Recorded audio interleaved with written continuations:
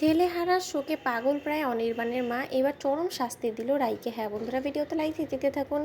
অনির্বাণের মা অনির্বাণকে দেখা মাত্রই চিহ্নিত করে বলতে থাকে যে অফিসার, এটা আমার ছেলেরই লাশ এবং আমি আপনাকে গ্যারেন্টি দিয়ে বলতে পারি যে এই রাক্ষসী মেয়েই আমার ছেলেটাকে গিলে খেয়ে ফেলেছে। কোনো বন্য প্রাণীরা ওকে কোনো ক্ষতি করেনি, কারণ এই রাক্ষসী মেয়ে নিয়েই গিয়েছিল উদ্দেশ্যকৃতভাবে আমার ছেলেটার এত বড় একটা সর্বনাশ করার জন্য। ও চেয়েছিল আমার ছেলেটাকে শাস্তি দিতে এবং সেই শাস্তি দিতে নিয়েই আমার ছেলেকে পূর্ব পরিকল্পিতভাবে ও হত্যা করেছে। ও হলো গিয়ে আমার ছেলের হত্যার পেছনে দায়ী। আপনি প্লিজ ওকে অ্যারেস্ট করুন, আমি আপনার কাছে দু হাত জোর করে অনুরোধ করছি। ঠিক সেই সময় অফিসার বলতে থাকে যে দেখুন ম্যাডাম, আপনার মুখের কথায় আমরা কোনো মতে বিশ্বাস করে আর ওনাকে অ্যারেস্ট করতে পারি না, কারণ এই মুহূর্তে আমাদের কাছে সেরকম তথ্য প্রমাণ কোনোটাই নেই।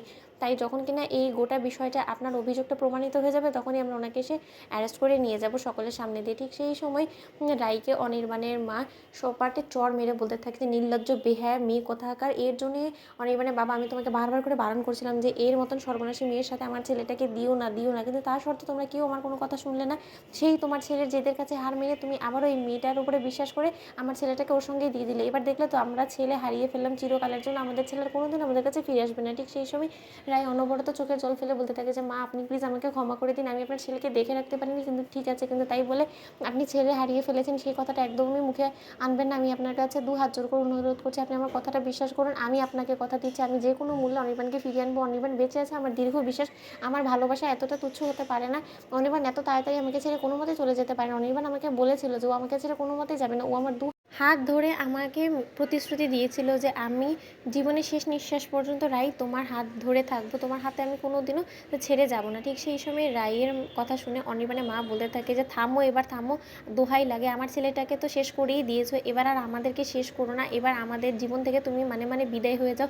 আমি চাই না যে আমার ছেলের শেষকৃত্যতে তুমি কোনো মতে সাক্ষী থাকো। আমার ছেলে এর মৃত্যুর পেছনে তুমি দায়ী, আর সেই জিনিসটা কেউ পরিবর্তন করতে পারবে না। তোমার যাতে সুষ্ঠু বিচার হয়, তোমার যাতে সুষ্ঠু শাস্তি হয়, সেই ব্যবস্থা এবার আমি করব।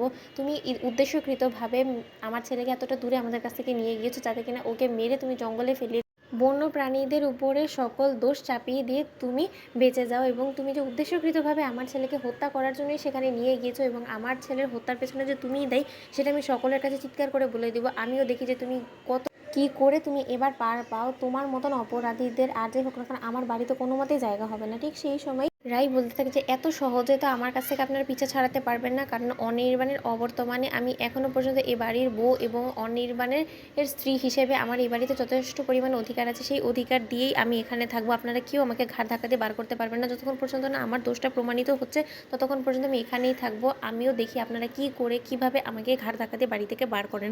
তো বন্ধুরা, ভিডিওটি ভালো লেগে থাকলে লাইক এবং শেয়ার করে সাবস্ক্রাইব করতে ভুলো না।